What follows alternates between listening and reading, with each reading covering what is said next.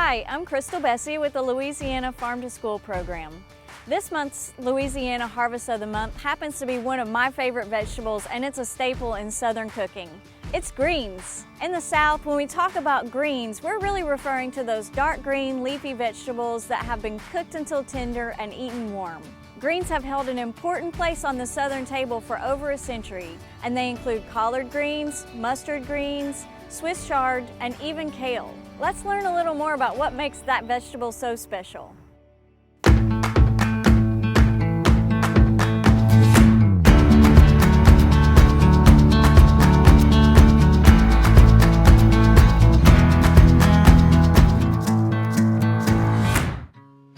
These leafy greens are distinct from much of the rest of the cabbage family because they do not form heads. Instead, their leaves are harvested.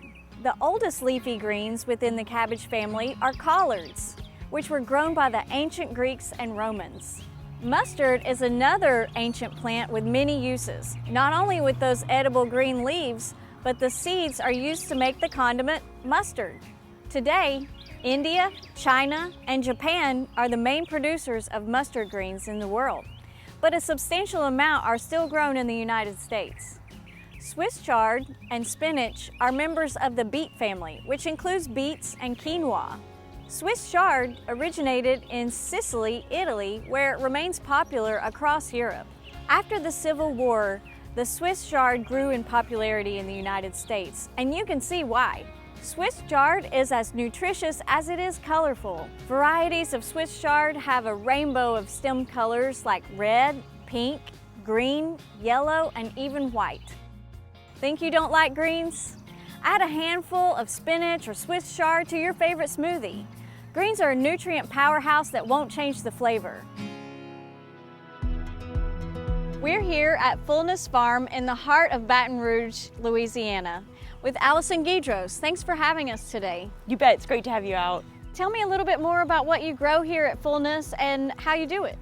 Yeah, so we, like you said, we're in the city, and so we have a little bit of land here, an acre that we grow on, and we grow over 200 varieties of vegetables throughout the whole year. You may remember Allison from the lettuce Harvest of the Month video, and she showed us lots of greens that they grow that you can eat raw. But today we're talking about cooking greens. So can you tell me about what you grow for cooking greens? Yeah, I think that cooking greens are probably my favorite thing to grow and to eat. And so we grow a lot of different types.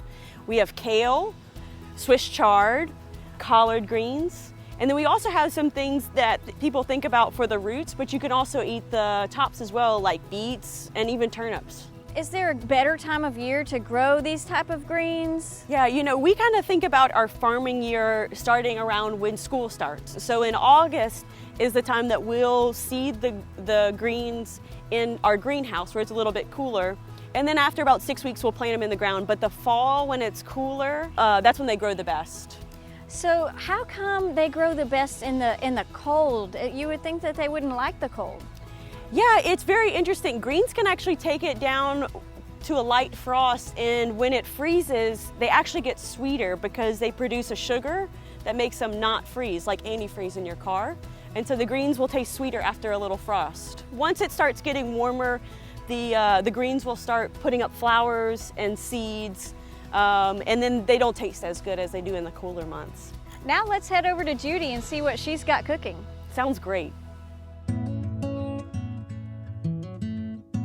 Here we are among all the growing greens on Fullness Farm.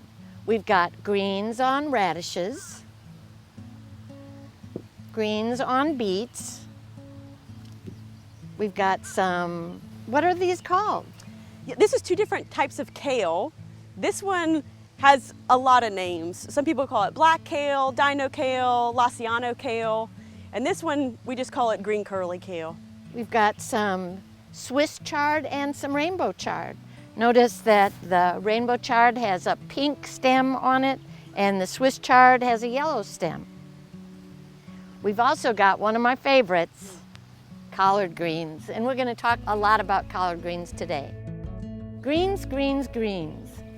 Did you know that these leafy green vegetables are some of the most nutritious foods that you can eat? They contain iron, potassium, and calcium, and are a good source of vitamins A, C, K, and folate. Here's a fun fact. These vegetables get their beautiful green color from a pigment called chlorophyll. It's a pigment that's in plant leaves that makes it possible for plants to absorb the sunlight to provide energy for photosynthesis. Its molecule contains a magnesium atom. Cook them and they turn bright green at first, but if you cook them a little bit longer, that magnesium is replaced and they change color. So this is the color that they change to. It's called pheophytin. It's kind of an olive green color.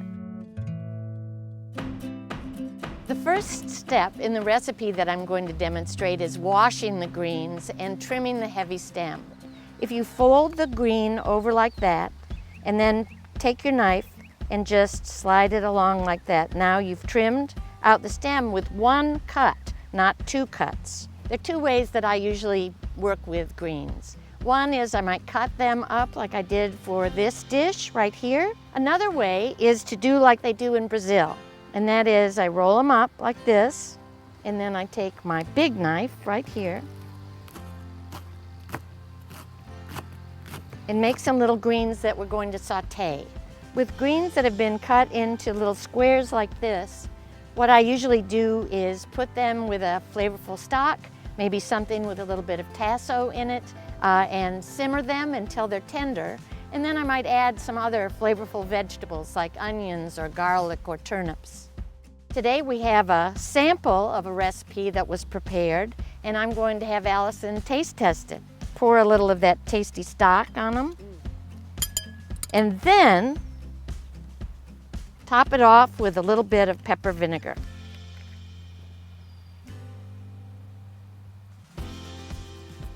Try that. Thank you so much. It's making my mouth water.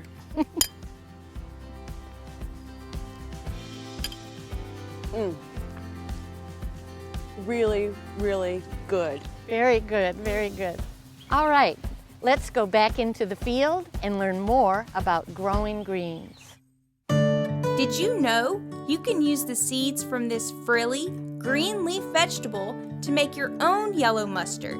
Gather the mature seed pods from the mustard green stalks, let dry, then soak the seeds in vinegar and blend. So we're out here in the collard greens with Allison. Can you tell me a little bit more about how you harvest your greens out here? Yeah, definitely. So with a lot of the greens like collards, kale, mustard greens, Swiss chard, one thing that's really great about them is you can plant it, and then if you harvest it right, you can get multiple harvests off of it. So if you come down here with me, you'll see that the smaller leaves are down here in the middle. Okay, so those are like the newer leaves. Exactly, those are the newer leaves. And so what we try to do is get the biggest leaves, which will be closest down to the ground and on the outside.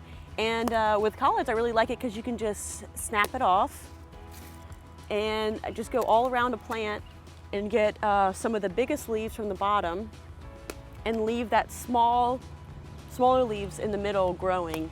And if you do it like this, you can get harvest off of this for months. We had some greens that we harvested off of for 9 months. Can other greens be harvested this way? Yeah, other greens we can do it the same way.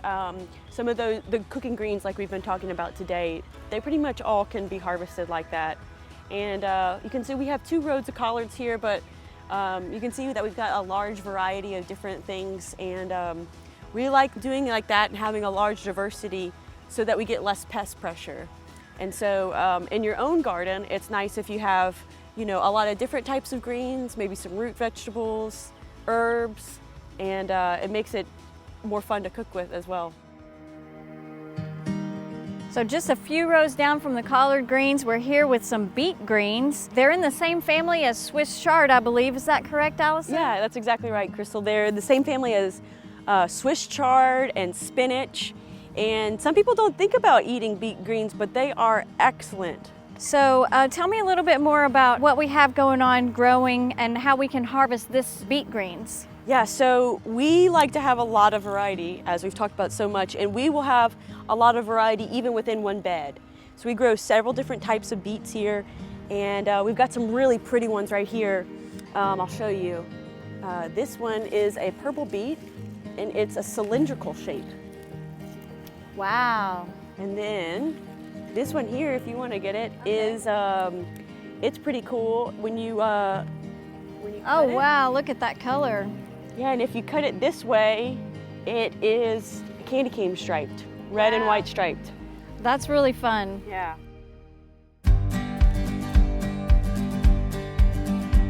We've had a great time out here at Fullness Farm today learning all about greens. Allison, thank you so much for having us. You're welcome anytime. Thanks for coming out. The Louisiana Harvest of the Month program showcases a different Louisiana food each month in Louisiana communities. We hope you will join us in tasting Louisiana this month.